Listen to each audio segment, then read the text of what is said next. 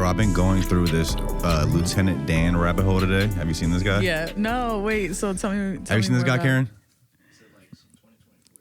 So it's okay. You know the hurricane that's about to happen in Florida. Yeah. It's he's like a veteran. I think he's a veteran, but he's an amputee. Like his leg is like missing from like halfway. And he's this guy somewhere in Florida, and he has like this little sailboat, and he's like, I'm gonna ride this thing out. Like he just got his boat just pulled up to like some dock, like tied up to it. No And way. people just keep going back and like checking on him. Yeah. And he's kind of viral on TikTok right now. Like everybody's worried about him. That's like Lieutenant Dan, like hope you're gonna be good. Yeah, like, yeah. Is this that guy's his, fucking his crazy. real name or like? I think his name is Dan. Oh, I'm not sure if he was an actual lieutenant. I didn't do that research. I'm assuming his name, he was a lieutenant. Right. I was about to say like, some Forrest Gump stuff right there. Forrest Gump. That's funny you say that because one of the clips is like the sound is what's the actor's name in Forrest Gump? Oh shoot, you got me there. Tom Hanks. Okay. It's like something like Lieutenant Dan. Like it's the sound bite from the movie. On the clip or whatever. Okay. But yeah. That's so funny. What were you about to say, Karen? No, I was just saying that was Forrest Gump. Okay. Yeah. But yeah, hope Lieutenant Dan's okay, man. Yo, me too. Did you hear about like the Indian burial ground like theory? So apparently it was like someone not resurrected, but they just they got a body out of the burial ground, and that's why the hurricane's happening. Yeah.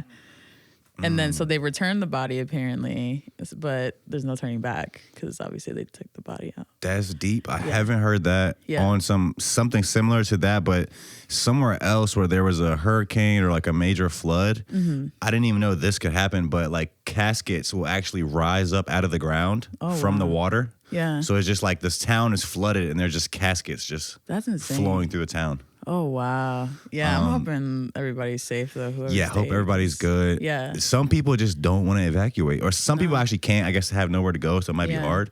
But I'm always not weirded out, but like iffy about the people that are like, yeah, I'm going to ride this thing out. Like, bro, if you have a chance to leave and there's literally like their mayors like on the news, like if you stay, you will die. Yeah. Like they're not even trying to sugarcoat it. Like get out of town. Yeah, no, for real. That's the scary part because it's just like the state of the world of where it's at today. It's like literally do or die, where people are just like really wanting to see if they have a superpower and can do whatever they want. So it's just a lot. But yeah, I'm hoping that they stay safe wherever they're at. It's just a lot happening. How long have you been living in this area? So I was born in Panama and then came here in 94. Okay, so you've been here for a while. I was going to ask if you were around for Hurricane Isabel. Yeah, I was. Yeah, so I lived in Scarborough Square area in Virginia, or Virginia Beach, actually. And our power was shut down for like a couple weeks. And then obviously, the flooding happened in Norfolk and all that. So I feel like Norfolk always floods, even for like little stuff, right? Yeah. There's like a saying, if you want to like, I don't know anybody that's actually done it, but I've heard the saying. But like, if you want to get rid of your car when it rains and floods in Norfolk, just drive through Norfolk and just like get the insurance money. No, for real. That's exactly. But I think Isabel was like maybe one of our worst ones out here. I remember at the time I was a kid, we went. Me and my parents went to Indiana. Like we had some cousins out there, so we left for like a week. Yeah, and then came back and shit was like fucked up. Yeah, the power was out. I think even for a while when we got back. Yeah, there was like a generator, like those big green boxes, like you never see kids sitting on anymore. Like there was one like right in front of my house. So one day we were actually sitting on it and it turned on. Everybody just dipped. Like we went back home just to play video games and everything. Heard it like whirling or whatever. Yeah, the little buzz. Yeah, like, buzzing. Yeah, but yeah, how you doing though? Welcome to the show. Thank you. I thought we booked this a while ago. I've been seeing you on the scene for a while. Yeah. I think you're our first like Latin singer. Up here. Yeah. Maybe we can start there. What is I think from what I haven't heard all of your music, but from what I've heard, you mainly sing in Spanish. Yeah, I do. What's the idea behind that? Do you also do English songs? And honestly, it came from like my childhood for real. Like I started out as a dancer like when I was younger and I played like guitar and sports, all the good stuff, but like I was the token Latin kid like in my group of friends. For real, I was always like in a mix of people all the time. So like obviously growing up in the era of like Daddy Yankee, Evie Queen, Nori, Nina Sky, Noriega. Yeah. Okay. Yeah, so then like going from there and then hearing Pharrell, Missy, Tim, I'm like, yo, like this is dope. And then so from that point, like I did dance for about 10 years. What kind of dance? Hip hop. Okay. Yeah, and then I studied modern at ODU. And Not to cut you off. That reminds me of what's the lady when she's like, "This is how you hip hop dance," and she's like doing that. This is not hip hop. Like, might be her from Halloween. So we'll see. So you felt like you were the Latin or the token Latin friend. Yeah, I never heard anybody say that. I've heard like token black friend, but I never heard token Latin friend. Yeah, it's like because I grew up in a neighborhood that was predominantly black, and there was military families, some Filipinos, some Mexican families that were around, but I was always in like a mix of people. So there wasn't much of a Latin community growing up in the 90s. But even then there wasn't much Puerto Ricans either. So over time you see now there's like restaurants everywhere, like of every nationality you can think of. But even then at that time, like I didn't have much to relate to. So I turned to music a lot, and then I turned to like my Mexican friends and things of that nature. So like when I got into music, it was around when I came back from living in Costa Rica, and then COVID happened. And then me and Gabe were always like this. Like he knew me from being in the dancing because he used to DJ our battles and everything. Oh, so you were battle dancing. Yeah. That's funny. Yeah, I used to be with like the breakers and the housers like all the time. It was a heavy scene here. Like years Do you have ago. videos of this stuff? Yeah, I do. My hair was long. It was like down to my leg. I might need that. Yeah, I got you. But yeah, man, it was a vibe. And then just like he was selling beats during Christmas around Gabe. COVID. Yeah. And then I was like, yo, let me buy some beats. He's like, you want to do music? I was like, yeah, why not? And then, when it was illegal to go outside, pretty much we would just be in the Rebel E house and then record, and then that was it. And at that point just went up from there. So I was like, I told myself, I was like, I just want to see what happens and then what I can do from there. And then over time I realized like there's not, oh, you're good. I bet. So I was just thinking like there's not much of a Latin scene here, so why not? So you just started making music during COVID, at the beginning of COVID? Mm-hmm. That's actually not that long ago, I guess. Yeah, it was about, what? 4 years? Yeah, Brutal will turn 4 years now. That was your first song? Yeah. Okay. Yeah, and then from there, I just went in deep with it. Like, I just tried to create, like, whatever I wanted in my own world because there wasn't a lane here for it. And then at the same time, I was just like, I just want to have fun, like, not do the cliche reggaeton or salsa or anything like that. I just want to make my own music. So I told Gabe, I was like, let's just hit the studio and see what we can do. And then, so it's like that every single time. Like, we don't change anything. There's no formula. Like, we don't sit there to think, oh, what's going to be a hit or anything like that. Like, we'll just bounce ideas off each other and change it up. I let him do what he wants. I'll add what I wanted to produce. And then Mizzle will come in and do his thing when he's recording with me. So, yeah. Who's that? Mizzle. So Mizzle actually produced Brutal too. And then he did a couple other songs with me and Gabe as well. And we have like a new EP coming out. So Mike Mizzle, if you ever heard of him, he's very low key. Is he a white guy? Mm-mm.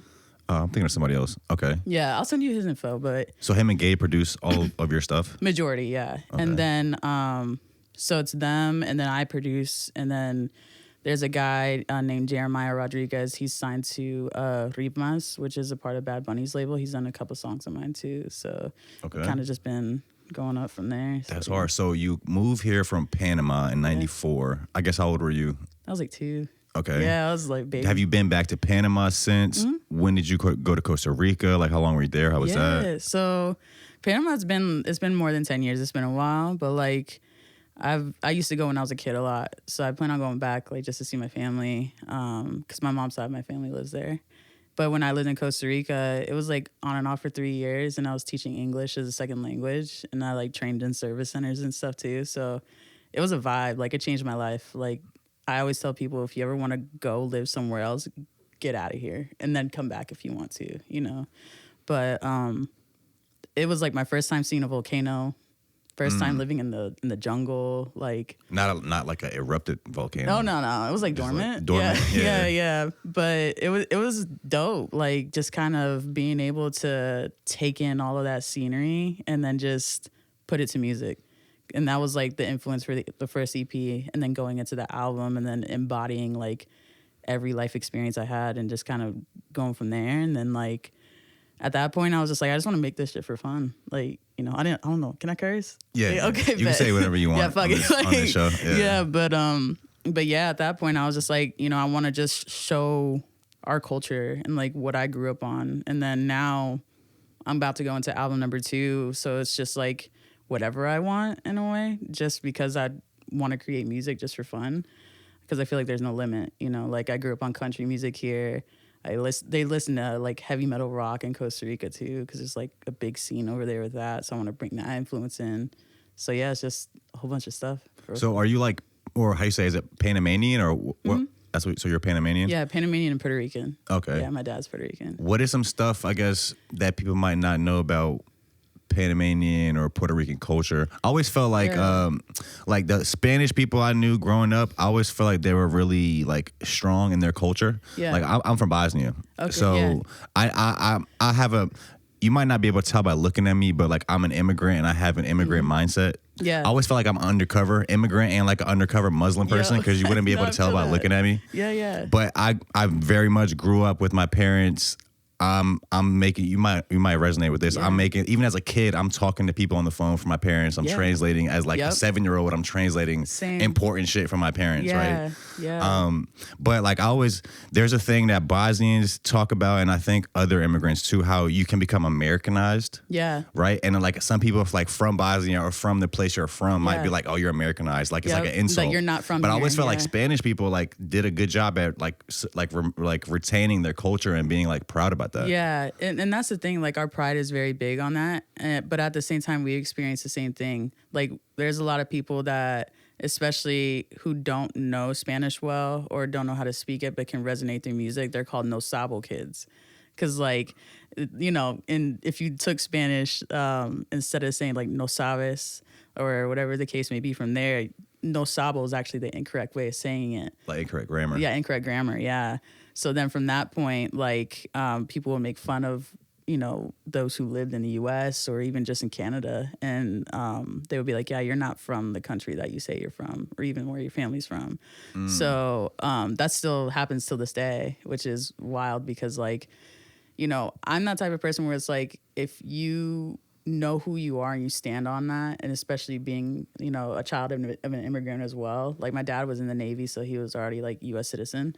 But my mom, on the other hand, like she had to learn a whole new culture. Same thing, like how to translate, how to, you know, sit there and, you know, while she was learning Sesame Street stuff with us, like she was learning English. So she didn't speak English when she met your dad? Barely. Or did your dad speak Spanish? My dad, so that's a whole nother story. But like my dad and my mom met, they didn't know each other's languages. Like he was a Puerto Rican from New York and went into the military. And then that was like one of his first duty stations in Panama.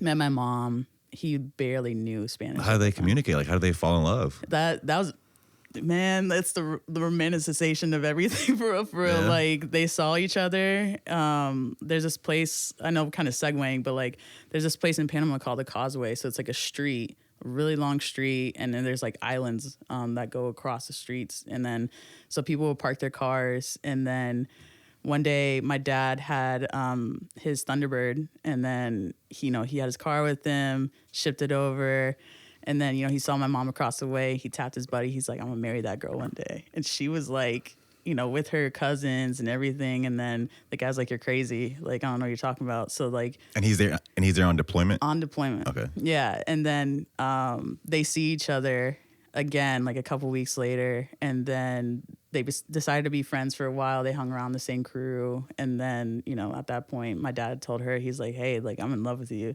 And then so they just kind of went from there. And then, got married a year later, had my sister, then had me, and then moved here.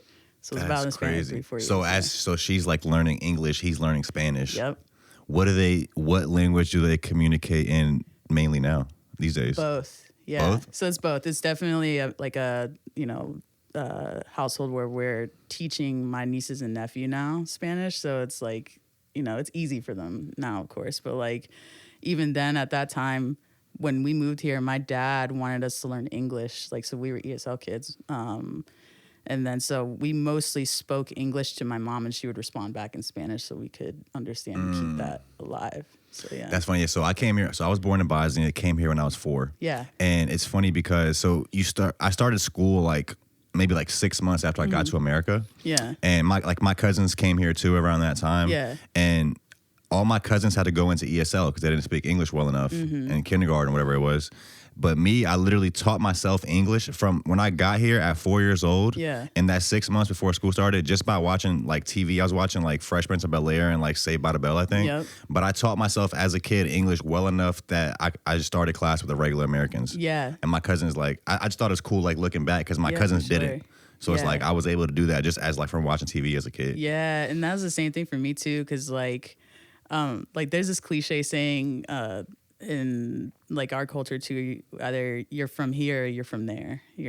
But you're not from here and you're not from there at the same time. Like so being able to, and I know you can probably resonate, like having to carry both cultures, like learn both cultures at the same time. It's like you're doing double the work as an American just to prove yourself, you know? So especially with that, like I thought like of that as kind of like a superpower in a way. Cause even though at the time, like, you know, being bilingual was like, you know, nice and, you know, you can get a little bit of a pay raise, but like at the same time, people who aren't as highly educated in knowing what it's like to be bilingual or polyglot, like they will look down on you because you didn't know English, you know? And there's still things like that to this day where people aren't as like emotionally intelligent. But, you know, at the same time, I feel like as, you know, there's more exposure to things on the internet and the world, like people can really realize like how our cultures benefit, like just by being here and, you know, the experiences we have being, you know, kids of immigrants as well. So, yeah. Even on like being an American, like, so my view on it has changed as I got older. Like I remember being a kid, I'm always like saying like, I'm not American, I'm Bosnian. Like I'm just trying to be super Bosnian, right? Yeah. But as I get older, I'm like becoming more proud of being an American. Yeah. It's like America is an idea. Yeah. So like anybody can come to this country and be an American and stand for the ideals and work hard and like so like the older I get, I do become more and more appreciative of this country. For sure. And it's like I feel like this is my country just as much as like other people's, maybe that were even born here. Yeah. Yeah, I agree. How do you feel? Yeah, I agree in the same way because like now more than ever, obviously, like we're really seeing like the depths and reality of our history, like especially, you know, being from the States and then like how we even got here to this point. Because like kind of going back to your initial question about like what people might not know about Panamanians or Puerto Ricans is like we're mostly indigenous. Like our percentages, like especially Panamanians, are a little bit higher than most like Caribbean Latinos because we were a part of the first areas of which like Columbus and, you know, Portuguese came over and, you know, took over our land. So before they came to America? Before they came to America, yeah. So their roots started like over near like Brazil. And, you know, obviously from that point, you know, our DNA, even like I'm very light skinned, like, you know, we're mostly sub-Saharan African and indigenous and then Spanish and then everything else like European. So, you know, being able to kind of expose that more and more to people to say, hey, like I am Afro-Latina. Like when my hair is grown out, it's curly and kinky, like it's thick. And then like, you know, I have cousins who are darker skinned than me. I have cousins with blue eyes and blonde hair, you know, so that kind of range over time, like even then, you know, living here in the States and like representing myself as a Latina, like definitely is something, again, like I'm proud of too, because I'm like, yeah, I'm from here, but I also represent another part of my heritage, you know? What about staying in touch with family members back home? Like my experience with that has been like, I remember growing up, like we used to go to Bosnia like every summer, like every other summer type thing. Yeah. And it's like we have this. I'll go to Bosnia. I have these cousins over, like a bunch of like most of my family's over there. So like we'll have a strong bond while I'm there, and like I might come back and we might stay in touch for a little bit. Yeah. But then like I kind of not talk to them till I end up going back again. Yeah. And it's like I didn't really appreciate the connection with them when I was younger. But now as I get older, it's like I feel more and more out of touch with them. Right. Because we don't stay in touch like that. Yeah, yeah. So it's like it almost feels like more and more weird when I go back. Like,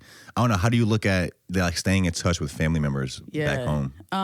So I think like I think it just really depends on family dynamic for real. Cause like my mom always like taught us how to be close, like tight knit. Cause my experience in the military world as a Navy brat was very different.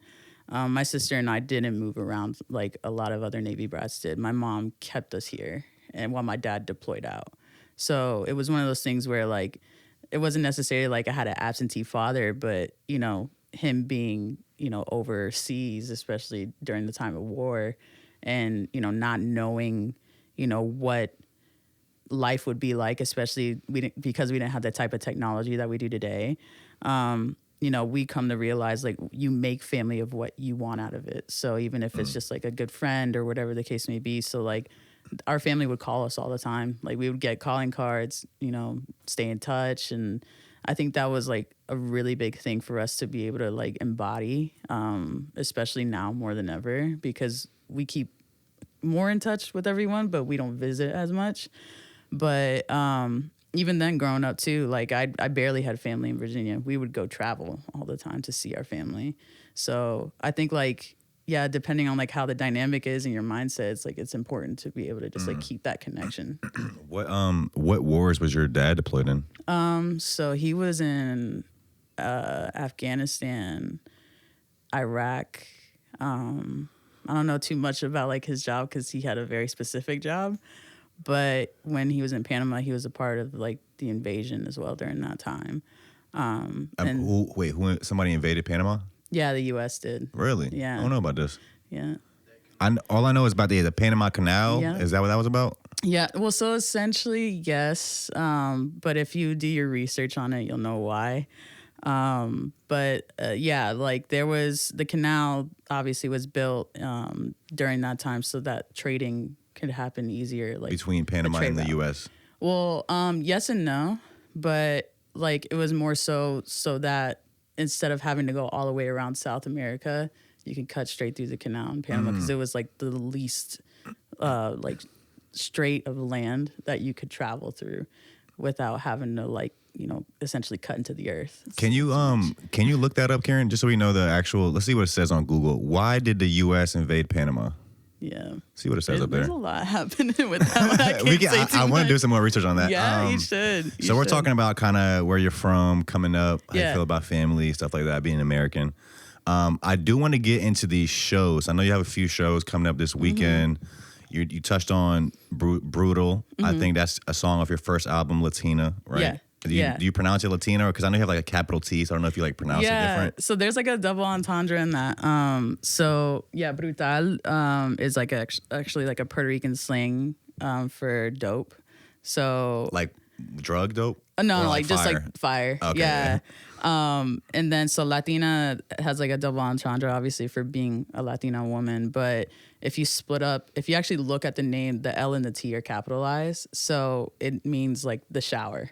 So it's like the shower. Yeah. So Tina is actually a name for like a shower head. Okay. So when you put la in front of it, it's like the shower. So the shower. Yeah. So if you look into like my lyrics, there's a lot of Easter eggs in it, and especially like through the transitions because my real name's Natalia, and that translates to like Christmas Day, and then the first track starts about like talking about Christmas and like womanhood and things like that. So as you go through the entire thing, it walks you through my entire life and kind of like how I healed through it. So even though like you might not know what I'm saying, if you don't know Spanish, when you translate everything, you'll see like everything. There. Who's that speaking on the intro? It's like somebody talking on it? Yeah. So that. I think it's a girl? No, so that is actually, here, I'll pull it up.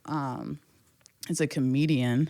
Okay. Also, while you pull that up, is that what? Yeah, zoom in on that, Karen, and highlight it for me. Yeah. Move it to the left a little bit. The whole screen. Zoom in some more.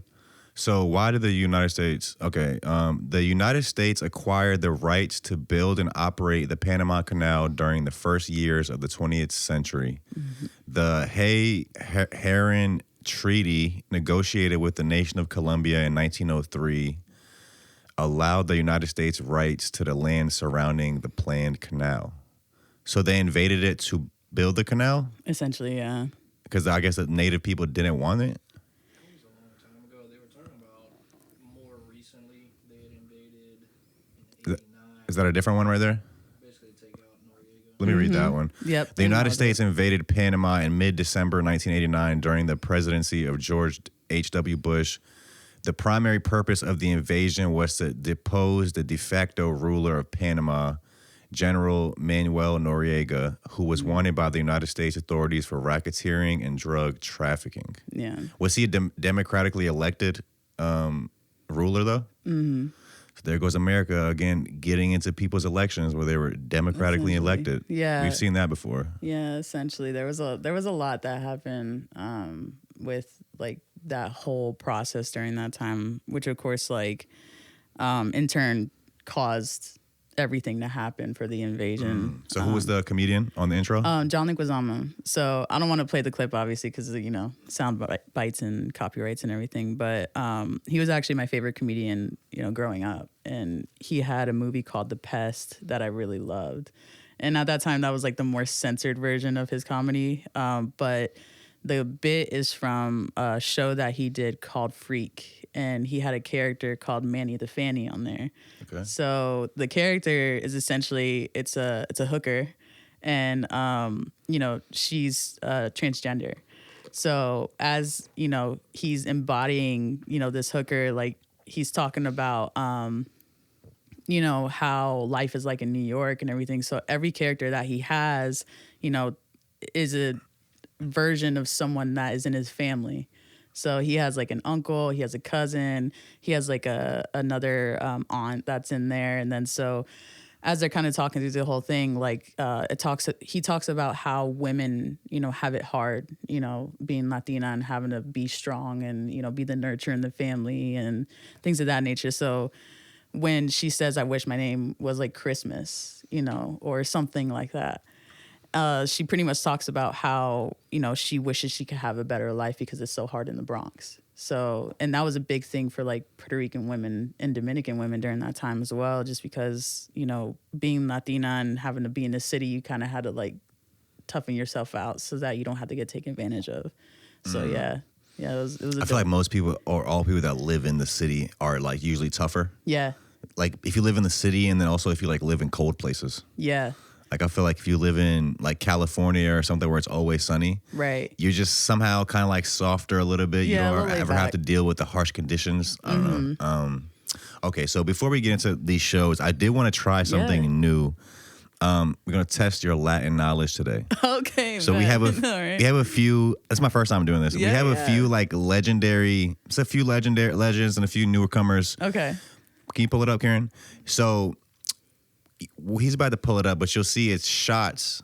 It's shots from music videos, Latin singer music videos, and we've made a silhouette out of the person. Okay, bet. So just based off, you can just go a couple seconds forward. Pause it. So just based off of the silhouette, the background behind the silhouette is the actual video. Okay. So it just based off of that, can you tell who that is? Oh my gosh. Low key, like, because I could see the silhouette, but then I can't at the same time. Was that Shakira? Damn, you got it. Yeah. So you got the first one right. Play that. Play that. Bet. So you'll just play the first, like a couple seconds of it. Yeah. Yeah. You can turn your laptop down. Yeah. All right, so you got the first one right. Bet. Okay. All right, cool, Let it keep playing. I'll just go to the next one by myself. All right, now. I used to love her. All right, this is number 2. So we started off with a legend. Okay.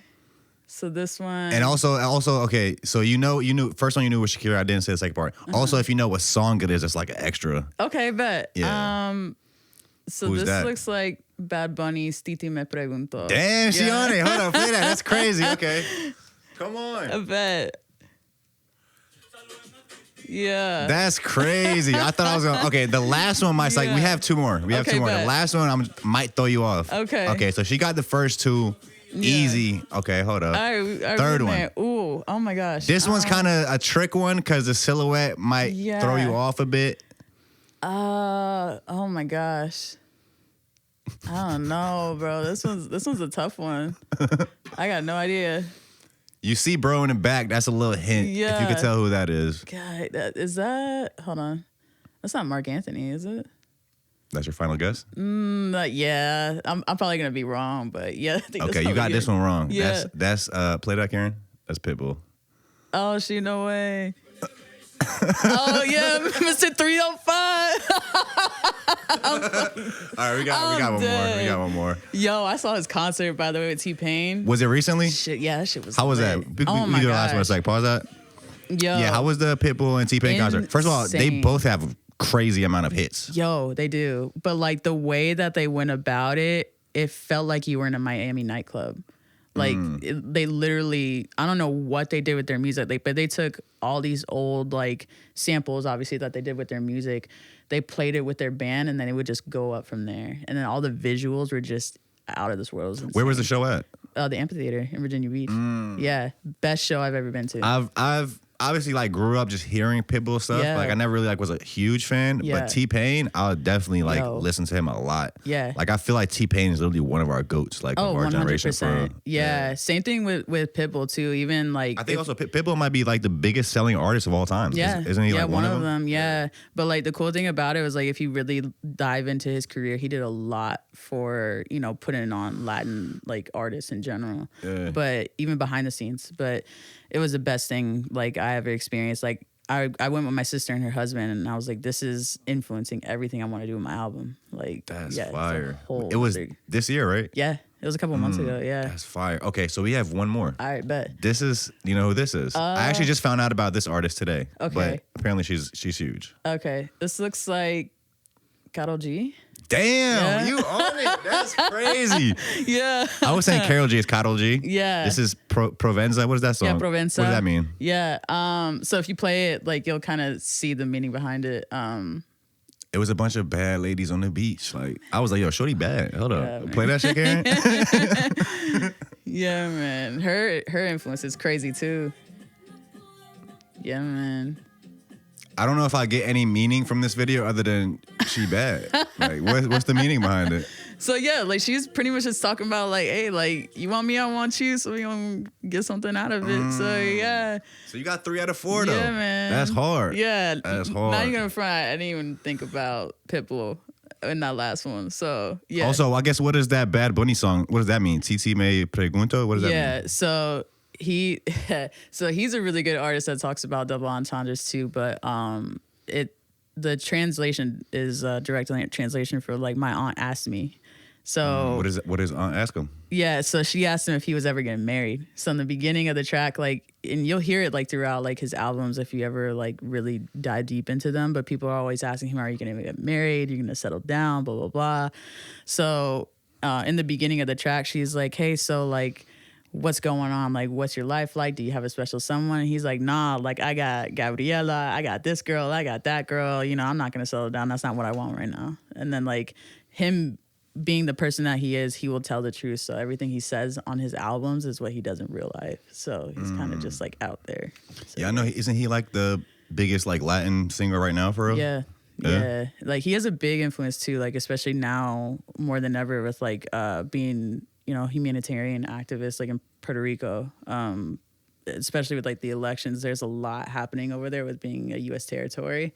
So unfortunately they're in a situation where like, the government did not take care of them like since Hurricane Maria happened. Like I have my own experience from it too on the state side, where I was working for a company that brought supplies over there and nothing happened with those supplies. So I don't know if you ever saw the picture of like that land full of like water, like the bottles of water. In Puerto Rico? Yeah, covered with tarp. If you look it up, look you'll that up see too. it.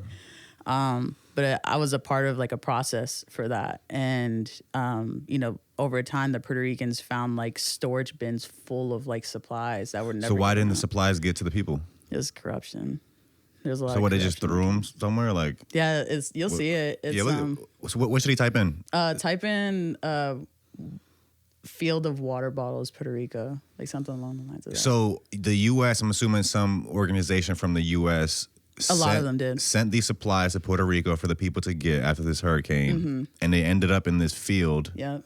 But what's the corruption there? Like, who's gaining from the people not getting the supplies? So essentially, like, this is like where I know a lot of it, but then I don't know a lot of it at the same time because obviously I didn't live there. But when these supplies came over, they were saying, oh, like, we don't have enough workers that are out here to, send these over to you. We pass don't them have out? enough money. Yeah, but they did. And like there were truckers that actually flew from, you know, stateside over to Puerto Rico just so that they can bring the supplies out, but they never did. So like, go ahead. well, not never. I'm gonna say never say never, because they did open up like a lot of like relief areas, but stuff like this where, you know, the paperwork was in place, the commodities were there to be sent out, they just never gave it to them. So what was your job in that? You said did you go over there? I didn't go over there. I stayed stateside logistically. I can't say too much about it, but like, yeah, I did like a lot of the export process from the U.S. Wait, are you in the military? No. Okay. No. It was like a commercial company at that time. And then, of course, like there were a lot of other companies involved too, like, you know, the Red Cross and things of that nature. But there was like hundreds of them. But I was a part of like a big process for that. So when I found out about that, I quit my job immediately. Like I was like, there's no way. Like, can't be a part of something that I don't want to. So I guess Bad Bunny is like a activist over there right now, trying to help the people in some way. Yeah, and that's kind of like that. You know, they've done a lot of marches. They've done a lot of things to be able to, you know, have a say for themselves as people like who live on the island, because, you know, over time what had happened since Maria was that, you know, the US cut off like you know, funding for people who came stateside to live in like Florida or wherever they went, like New York. There's like a whole documentaries about them. And then over time, they turned Puerto Rico into a resort area, like more and more. And then Americans started buying land. And then there's certain laws in place where like you can't have private property in like national areas, and they still try to build there and everything. So there's a lot happening into it where it's just like in the private sector, they're trying to take over. And then so they're trying to, you know, raise their voices. And then especially with that too, like the power in Puerto Rico is bad. Like the electricity power? Electricity power. Like it goes out a lot. And then so I have friends over there, of course, that tell me about it. And I'm just like, this is insane. Like, how can you not want to be able to help a country that you essentially took over? Like if you can't help them, then let them be their own country, you know? So that's kind of like where they're fighting right now. And I'm in full support of it, you know, especially being here stateside, like as an artist, and then like also just being an activist myself and a humanitarian. I'm like, why not? Like we all should deserve a good life. So yeah. I guess like spread the awareness about it. Yeah. I guess, is there like organizations people can donate to that are, do you know about any organizations that are actually helping? Like who's somewhere good to donate to? Yeah. There's a couple out there. I don't know if they're still active. They're obviously like always taking donations, but I'll send you a couple so that you can be able to. Yeah, I've heard of like organizations being corrupt. Like I don't know how true this is. I think they actually made a movie with T.I. about it. Maybe looking this up too. I think FEMA did something corrupt in Louisiana for Hurricane Katrina. Have you heard about this? I heard about it like recently that came up, right? I think the T.I. movie was like, type in FEMA corruption, Hurricane Katrina. I could have swore they made a movie a few years back with T.I. in it, but basically like they stole the donation money or something like this. I might be saying That's bullshit. insane. Let's double check this. FEMA steals Hurricane Katrina money or something like that.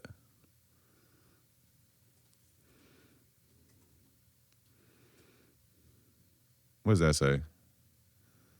Am I lying about that? I don't know, man. That's wild though. Is anything, zoom in a little bit. What are they saying?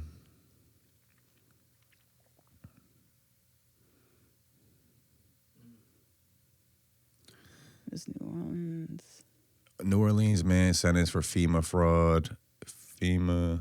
What? Just type in FEMA Hurricane Katrina T.I. movie. I swear there's a movie about it. Yeah. T.I.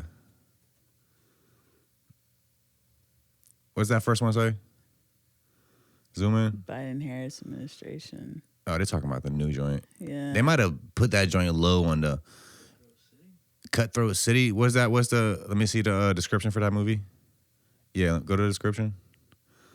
Zoom in. Set after Hurricane Katrina for boyhood friends. Zoom in a little bit on that. Let me read that. Yo, boy. Set after Hurricane Katrina, four boyhood friends out of options reluctantly accept an offer to pull off a dangerous heist in the heart of New Orleans. Yeah, I haven't Maybe seen I'm that just yet. wrong about that. I could have swore something about that. I don't know. Nah, I'm definitely gonna put that on my watch list. So I want to check it out. Okay. Yeah. So we talking about these different organizations. Okay, so Yeah. I do want to get into these shows. Before we get into the Yeah. shows, I know you have Pulse Festival coming up. There's like Yeah. some Rep Your Flag Day brunch coming up. I think on Yeah. the 13th. Yeah. I wanted to ask you, how was the Kelani and Anicia show? Yeah, I it think was you fire. opened up there. Yeah. You, I think Shan, Angie Lit. Yeah. Right. How was that? Yeah. So, I actually work for Big Juicy Entertainment as part of like production management, A&R, and just in general working with BJ. And it's been a blessing because I'm on like year 2 now with him. And one of my first jobs was actually booking the VIP room for the pavilion. So essentially, and this is just like open context, like I can say it, but they would reach out to us to book an artist specifically for the VIP room or even showcase. What is the VIP room? So it's just like if you bought a VIP ticket or an orchestra ticket, VIP members could go in there, hang out for a little bit, and then go see the concert. So it's just like an extra, essentially. So with that, I did that for a while, like booked a couple rock shows, R&B shows, hip hop shows, and just brought in local artists. And they would go and perform from like 6 to 7, way before like the openers start. And then so from there, they asked us if we could book Kehlani. So essentially, depending on the situation, of course, like we would put artists in a pool, or we would pick them depending on like what their genre of music is. And then, you know, we would book them directly. So over time, I'm going to say like maybe a couple of months before like her tour dates were like officially announced. Well, they were officially announced online, but like essentially like announced for the VIP room. They reached out to us and then they were like, hey, like Kehlani's gonna be at the pavilion. Like we need an artist. So I reached out to BJ. I was like, hey, like I'd love to do a showcase. And then I asked him, I was like, I know I don't purposely put myself in there, but I'd love to do it. He's like, let's do it. And then so from that point, I was already a fan of hers. So I got like, you know, meet and greet passes, you know, just to meet her directly way before they even asked us. And the VIP room is a separate like VIP part in the pavilion main. Yes. show. Yeah. It's Okay, a tent. okay. It's like a tented fenced out area. Okay. And then so from there, he was like, you know, if you want to do a showcase, we can showcase and then do our thing. So I created all of that. I handpicked the artists. So you picked Shan and G Lit.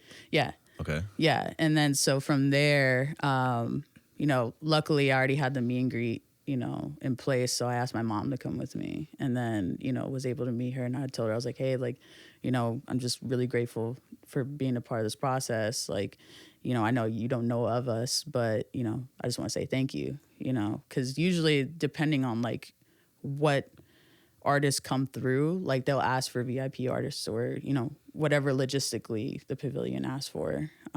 So sometimes it happens, sometimes it doesn't. But from that point, of course, like talking to her and her team, they were super nice, like very sweet. You know, she's a sweetheart too.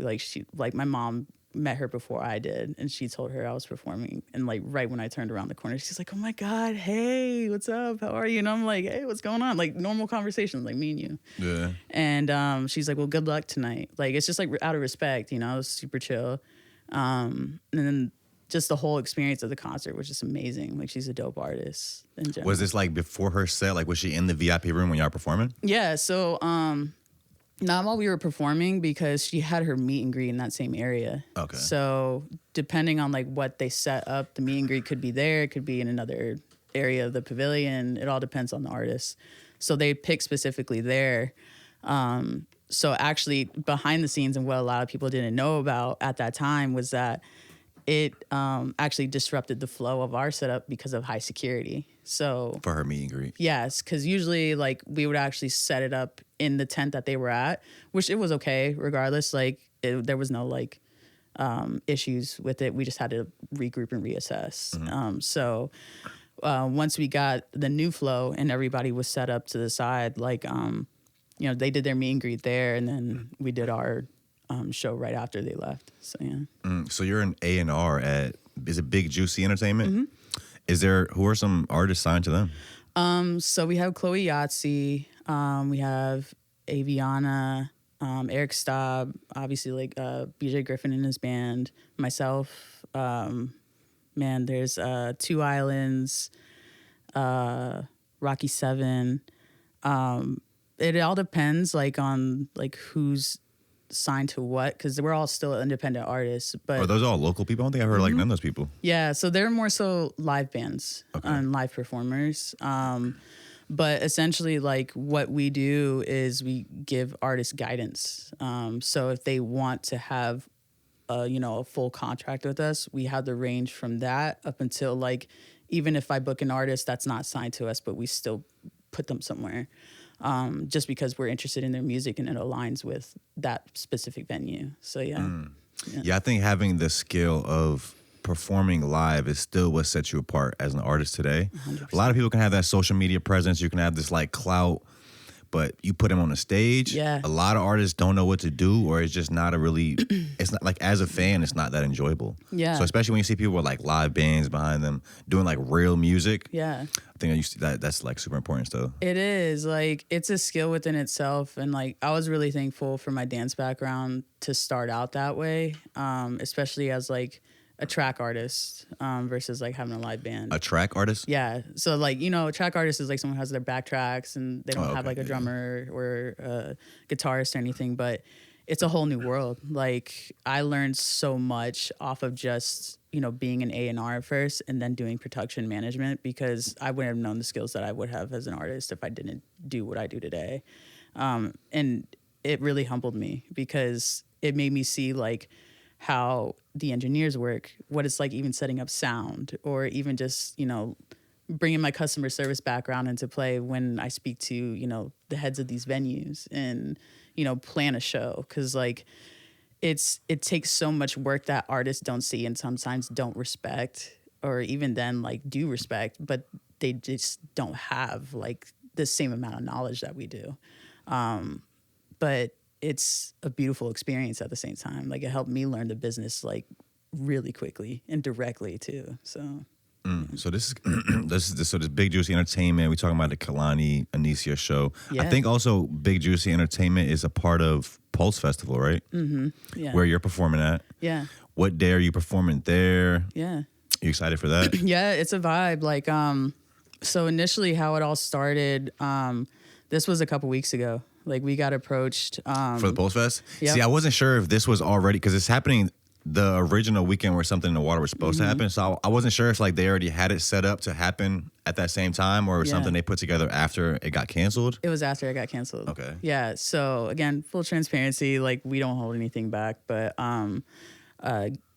BJ was approached along with, a lot of other community leaders like Gabe, Raisa, Antidote, and the city asked them, they're like, hey, like we still want to put on something for the community and we want to be able to, work with you guys. And so we already had like a pre-existing, presence with the 17th Street stage, with, the showcases we did over the summer, and also with the Vibe Festival and the Vibe stage as well. Mm-hmm. Same thing with like Utopia Fenny, What You See on First Fridays. Where the Heart Is. Antidote have recently done their shows too. It was just a great experience. So they're like, hey, like let's do what we do best for our community. So at that point, BJ just brought everybody together. It was like, hey, It's like 50 artists on that shit. yeah, man. Yeah, we're working hard right now. Did the city pay for the headliners for Rotimi and B.O.B.? So that's something I can't really say. Okay. But like, of course, like their involvement is very heavily influenced. They definitely, had their part in being able to help us. And even then it was amazing to be able to see like how other community leaders just started coming in. Like we had a lot of influence from Cousins Festival, from other people who were on the board for Something in the Water, to say, hey, if you need anything, we're here for you. And it just came tenfold from there. Yeah, being that it's that same weekend that Something in the Water was supposed to happen at, like I think I saw Gabe on the news talking about like people already had hotels booked. Yeah. I think it's a great time where the public was kind of already ready for something to happen right there. Yeah. How else are you guys marketing this event? Because I do think it could be a great, I think I said it on the other podcast, but a great introduction event for people in this area. Because like, there's so many people out here that like enjoy live music and shit, but they just don't know about the scene. Yeah. So this could be a great event for that. Right. I saw Gabe and Rice and them on the news talking about it. Yeah. How else are you guys promoting Everywhere. or have been promoting this event? Social media, word of mouth, family and friends. We literally believe in ripples making waves. Like there's a power in the voice in itself, and I feel like what we're developing into as a community is really pivotal and important right now, especially for a festival like this, because this was something we manifested from an idea that we wanted to have months ago that would essentially be something that would be for next year. What was the original idea? It was something very similar to it. So we actually wanted an emerging artist showcase that would happen over the summertime, and it fell in our lap in the best way possible. So something that still holds a big influence, especially around this time where Something in the Water should have happened, I feel like is a great support in what we see as Something in the Water as well, because essentially we have always been a music city. We have a great influence on music in the world. But I think the foundation and the education behind it's really important for people to know who their local artists are, because we don't even have to call them local artists. They're just artists, and that's how you gain your fan base. That's how you gain your growth. I'm a big believer in your hometown actually representing you, and instead of having to leave your hometown in order for them to recognize you. Yeah, I think now is the time. Well, first of all, I would say that we have a lot of artists that are ready here for that prime time.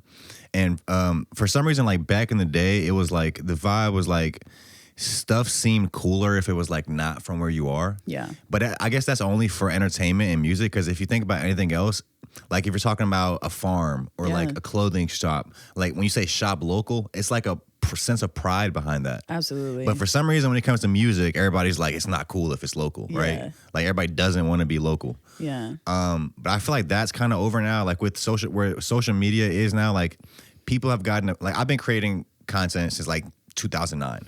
So when I first got on YouTube, I was doing this random shit.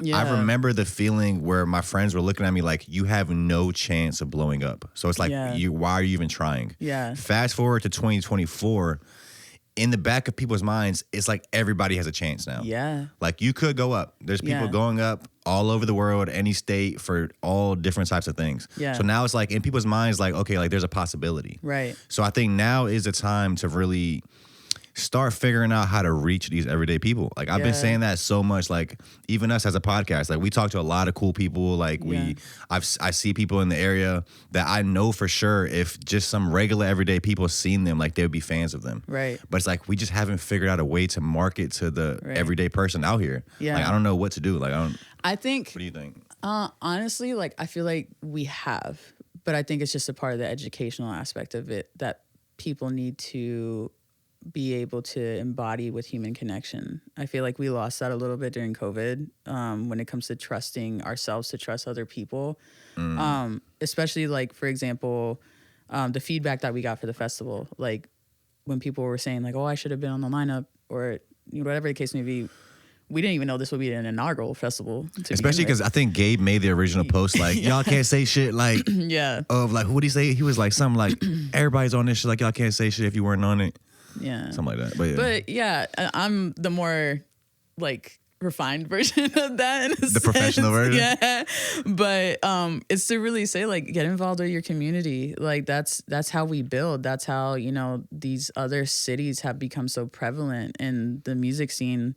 But we always have been. Like years ago when, for like NERD, the Clips were here, there were artists coming to Virginia Beach. Like there were artists who were here, in the recording studios, like making music, who were to link with them. Yeah, to link with them. Like you see it. It's all on the internet. Like Justin Timberlake was here, recording his whole album.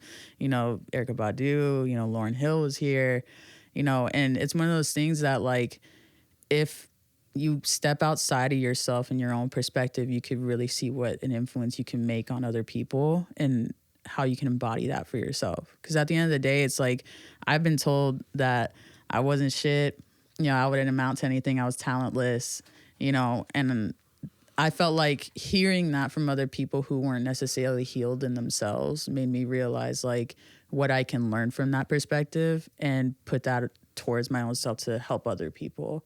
And, those were people who were close to me at one point. It was like partners and friends, and it's a really big pivotal moment where, especially like when people say like, you can't take everybody with you, where you go, especially during your healing journey. And as an amateur artist, having started out to where I am now, I would never imagine where I'm at, especially like with so much that I've learned being in the recording academy and being able to, utilize those tools and components that I learned while traveling for music and bringing that back here and, making something great out of it and helping other people along the way. So at the end of the day, it boils back down to that root of what are you doing for yourself and what are you doing for your community? And everything that we've seen thus far with those artists that are on that lineup have been involved. And it's not to say nobody else has, like, but we just don't see that. Like, I don't know what you do on a daily basis. I don't know an eighth of an amount who you are as a person, but I know you're a good person. So, like, everything else that I can understand or relate to is by conversation or even just by presence, So, Yeah, I'm definitely a firm believer that our time is coming. Like the way I've been seeing it, I've been saying this for the past few years, is like we're all just sharpening our swords right now. Yeah. We're getting ready. So when the time comes, we're gonna just be able to have our moment and sustain it. Yeah. And like I really see the 757, like when we really get our moment, we're gonna change the game. Like we're gonna get in the game and innovate. We're not here just to play by the rules, do what everybody else is doing. I can see us really like making a major shift. Yeah. So that takes time. That takes everybody really honing in on their skill. Yeah. You touched on the Grammy Recording Academy. I seen that you were in that. We spoke with, I think, Biggs and TZ So Dope. They're also in that. Yeah. They told us a bit about that. What's your experience like been with that? How long have you been doing it? Have you actually voted on the Grammys yet? Yeah. So I did last year. I was a freshman. My inaugural year was last year.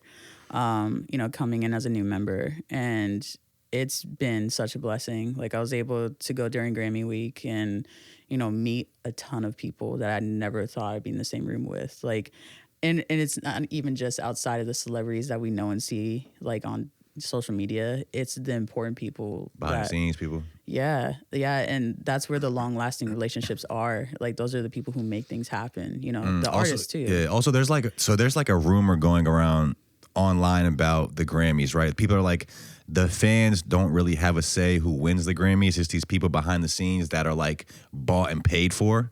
But based off what Biggs and TZ told us, it seems like the people who are voting are actually like artists and creatives behind the scenes that do care about the music. Yeah. So it's not just these like people that are just given the check to like give somebody the vote. Yeah, like is that your experience with it? There's no secret. Yeah, there really is no secret. Like they if you go on the Recording Academy's website, they tell you the process. Like, what is the process? So it's pretty much like a job. Like, to become a member, you have to apply. And that's a part of like being able to have your credentials there as a professional.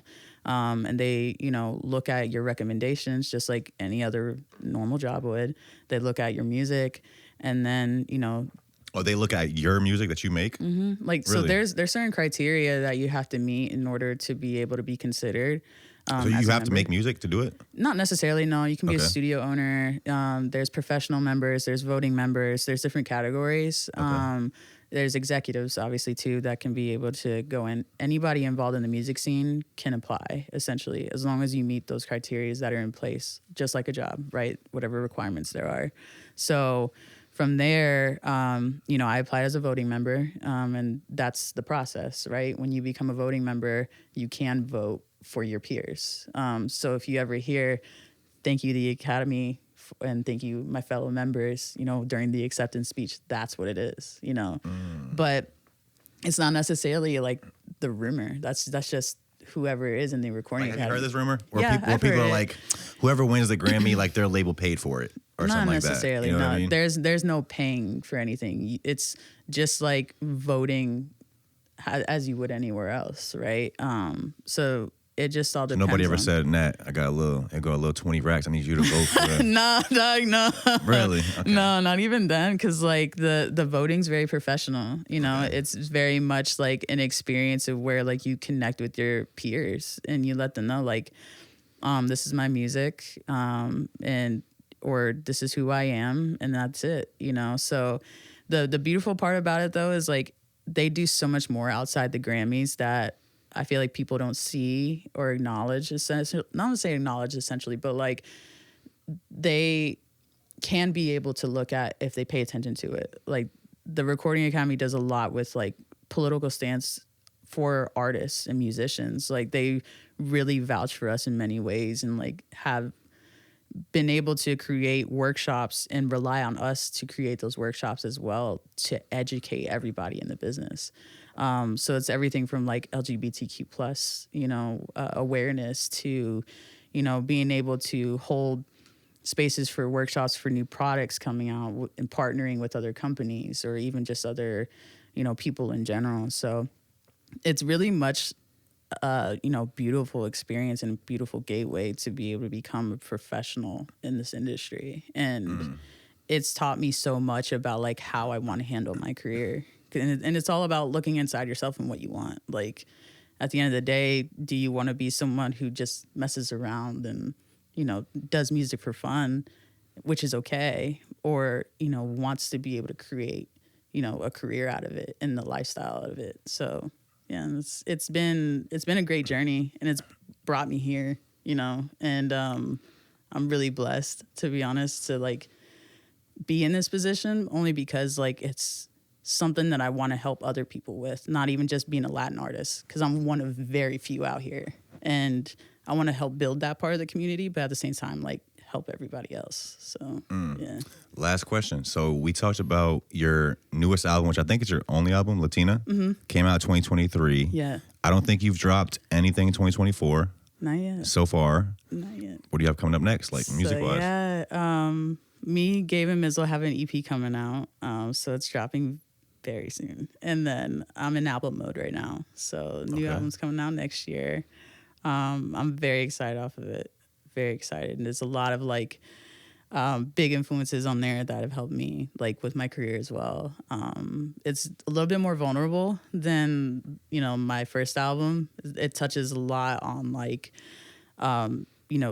same-sex relationships and at the same time just, the normal stuff that you'd hear from me on a daily basis. But like, there's a little bit more softness to it. But there's a lot of like dance tracks on it as well. So, yeah. Oh yeah. So also we didn't really touch on it. The Rep Your Flag event. Yeah. That's an LGBTQ event. I was about to say, are you gay? But do you remember that African show where the guy was like, are you gay? Yeah. Or some shit.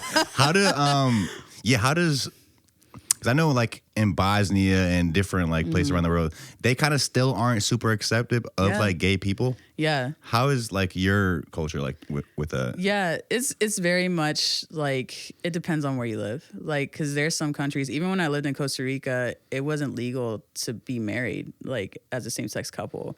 Like everybody was very open, very pura vida, like super chill.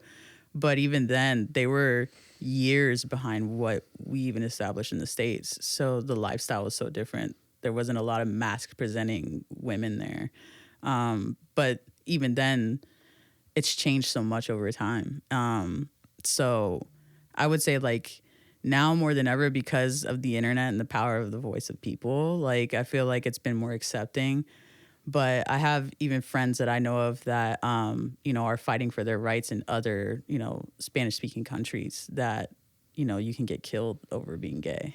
And I think that is something that is, a beautiful experience as an artist as well. Like, it's very dangerous because who knows, like, who could be looking at my profile and could be like, oh, yeah, like, Be hating and shit. Yeah, right? And they don't even know me, but at the same time, like there's people who shed light on that and, they pour into you. And I think that's important. Like people like myself, like Kaylani, like other artists like Young Miko, us being able to really push that next level of awareness to say, hey, we're human too. We love just like you. Like, that's real. It's important. So yeah. Hell yeah. Nat, I appreciate you. Appreciate you. Catch her at Pulse Festival this weekend. Yeah. Catch her at am I saying that right? The Rep Your Flag event? Yeah, What's the name of the show? Bronteo. So that's just Spanish for Rep Your Flag? So it's a mix of like a brunch, and then we just put teo behind it because like there's like a saying called like teteo, which means like to party. So yeah, it's like And where's that at? Richmond. Virginia. Richmond. Is there tickets for that? I know Pulse is a free festival. Yes. Is that free or is that paid? $10. $10 for that one in Richmond. Pulse is in Virginia Beach. Yeah, I'll be performing Saturday. New album coming 2024. 2025. Yeah. EP with Gabe and Mike. Yeah. Mizzle coming this year. Yeah, this year. Hell yeah, I appreciate it. Yeah, Thanks for coming through. You. Thank you. For sure. If you guys are watching this, we appreciate you for tuning in. All her links will be in the description. Yeah. Yeah. We'll see y'all soon. Hell Peace. yeah.